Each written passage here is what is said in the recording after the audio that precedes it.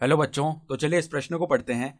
माना फलन F x बराबर 1 यदि एक्स छोटा हो या बराबर हो 3 के, ए एक्स प्लस बी यदि एक्स का मान 3 और 5 के बीच में हो, 7 यदि एक्स जो है वो बड़ा या बराबर हो 5 के, सतत है, तो ए व बी के मान ज्ञात कीजिए। तो यहाँ पर देखो हमें बताया हुआ कि ये जो फलन एफ एक्स है ये सतत है, तो हमें ए और बी के मान पता करने हैं। तो प्रश्न में आगे बढ़ने से पहले इस प्रश्न से संबंधित जो मुख्य उदाहरण है उसकी हम चर्चा कर लेते हैं। तो देखो मुख्य उदाहरण, बिंदु बिंदु x बराबर ए पर फलन एफ एक्स के सतत होने के लिए क्या शर्त होती है। देखो जो हमारे पास में मान आ रहा है x बराबर ए पर, वो किसके बराबर आना चाहिए, अर्थात जो एफ ए है वो बाईं सीमा के बराबर आना चाहिए, और ये मान किसके बराबर आना चाहिए, दाईं सीमा के बराबर। ठीक है, तो अगर देखो यहां पर किन किन बिंदुओं को हम देख पा रहे हैं। एक तो देखो एक्स छोटा है या बराबर है 3 के, ठीक है, एक तो इस बिंदु को देख पा रहे हैं, और एक यहां पर बिंदु 5 का जिक्र हो रहा है। तो हम क्या करते हैं, एक्स बराबर 3 और 5 की बात करते हैं केवल। तो एक्स बराबर 3, हमें तो केवल ये बताया कि ये सतत है, बिंदु नहीं दिया गया है, हमें तो बस इतना बताया गया ये सतत है, अर्थात सभी बिंदुओं पर ही सतत होगा। तो अब हम क्या करते हैं, बिंदु बिंदु एक्स बराबर 3 तथा बिंदु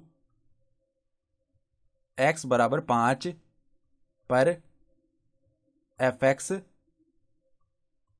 सतत होने के लिए क्या शर्त आएगी, जो f3 है उसका मान किसके बराबर आएगा, इसकी बाईं सीमा के बराबर, अर्थात x बराबर 3 पर जो बाईं सीमा आएगी तो वो क्या आ जाएगा, लिमिट x अग्रसित होगा 3 माइनस एफ एक्स। ठीक है, और ये किसके बराबर आएगा, जो दाईं सीमा है, अर्थात लिमिट x अग्रसित होगा 3 प्लस एफ एक्स। ये तो x बराबर 3 के लिए है, और x बराबर 5 की बात करें तो f5 पर जो मान आएगा वो किसके बराबर आएगा, लिमिट x अग्रसित होगा 5 माइनस एफ एक्स बराबर में किसके आएगा, लिमिट x अग्रसित होगा 5 प्लस एफ एक्स। तो ये मान होने चाहिए। तो इसको अगर हम समीकरण 1 बोलें और इसको हम समीकरण 2 बोलें, तो अब देखो पहले हम क्या करते हैं, समीकरण 1 से हम यहाँ पर दाईं सीमा बराबर फलन का मान रख लेते हैं। ठीक है, तो दाईं सीमा बराबर पहले हम क्या करते हैं, f3 निकालते हैं। तो f3 का मान क्या आ जाएगा, देखो यहां पर हमें बताया गया है कि जब x छोटा हो या बराबर हो 3 के तो फलन का मान 1 आ रहा है, तो f3 का मान तो सीधा यहां से 1 लिख सकते हैं हम। ठीक है, और अब हम क्या करते हैं, अब हम जो बाईं सीमा है या दाईं सीमा कुछ भी एक निकाल लेते हैं x बराबर 3 के लिए। ठीक है, तो दाईं सीमा निकाल लेते हैं। तो दाईं सीमा क्या आ जाएगी, लिमिट x अग्रसित होगा 3 प्लस की ओर एफ एक्स। तो अब देखो हम x के स्थान पर 3 प्लस h रख देते हैं, तो h अग्रसित हो जाएगा 0 की ओर, तो लिमिट h अग्रसित होगा 0 की ओर और f 3 प्लस h आ जाएगा। ठीक है, तो अब देखो फलन कौन सा काम में लेना है, हम दाईं सीमा की बात कर रहे हैं। ठीक है, तो x का मान है ना 3 से बड़ा होना चाहिए, तो ये ए एक्स प्लस बी काम में लेंगे हम, तो ए एक्स प्लस बी काम में आएगा। तो यहां पर देखो लिमिट h अग्रसित होगा 0 की ओर, a गुणा में x का मान है 3 प्लस h प्लस में b। ठीक है, तो इसका मान क्या आ जाएगा, लिमिट h अग्रसित होगा 0 की ओर। ठीक है, और ये बन जाएगा 3a प्लस में ए एच प्लस में b। तो अब देखो जैसे ही हम h के स्थान पर 0 रखेंगे तो यहाँ पर 3a प्लस में b बन गया। ठीक है, तो अब हम क्या जानते हैं कि x बराबर 3 पर जो फलन का मान है वो दाईं सीमा के बराबर है समीकरण 1 से। तो देखो समीकरण 1 से हम क्या लिख सकते हैं, समीकरण 1 में हम जब मान रखें, समीकरण 1 से जो f3 का मान है वो हमने कितना निकाला, 1, तो 1 किसके बराबर आना चाहिए, दाईं सीमा, अर्थात 3a प्लस बी के बराबर। तो 3a प्लस में b बराबर 1 आना चाहिए, तो इसको हम बोल देते हैं समीकरण 3। ठीक है, तो अब देखो x बराबर 3 के लिए हमने क्या किया, एक समीकरण बना लिया, ये 3a प्लस बी बराबर 1। अब इसी प्रकार x बराबर 5 के लिए भी हम एक समीकरण बना लेते हैं। तो पहले हम f5 का मान निकालते हैं।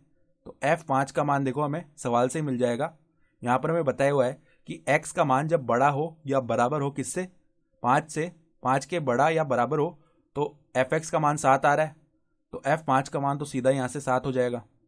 ठीक है, फिर वो क्या बोल रहा है फिर यहाँ से देखो हम क्या करते हैं, बाईं सीमा निकाल लेते हैं। ठीक है, तो बाईं सीमा निकालते हैं x बराबर 5 पर।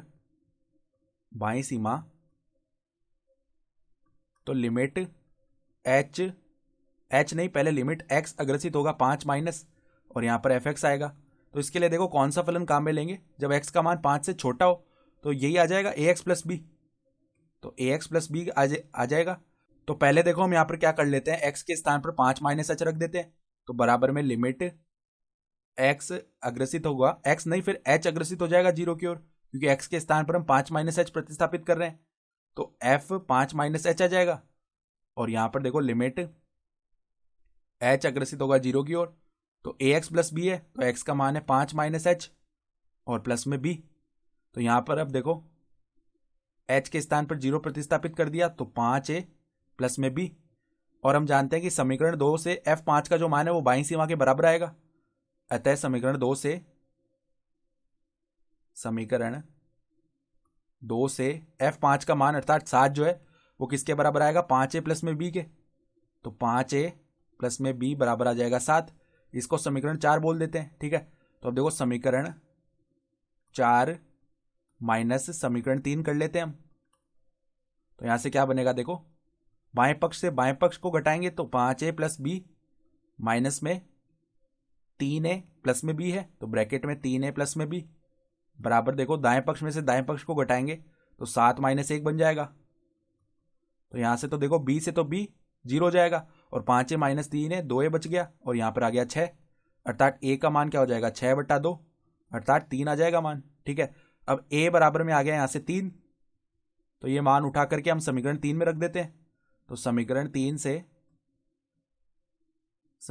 से हम क्या बोल सकते हैं कि 3a प्लस b का मान 1 के बराबर है। तो 3 गुणा में a का मान है 3 प्लस में 1, ये किसके बराबर है, प्लस में b है, 1 नहीं है, प्लस में b है, ये किसके बराबर है, यहां से 1 के बराबर। तो 1, तो b का मान यहां से क्या आएगा, 1 माइनस में 9 अर्थात माइनस का 8। अतः हम क्या बोल सकते हैं, b का मान आ गया -8। तो हमें a और b के मान ही तो पूछे थे, तो a का मान आ गया 3 और b का मान आ गया -8। तो आशा करता हूं कि आपको यह प्रश्न समझ में आया होगा। धन्यवाद।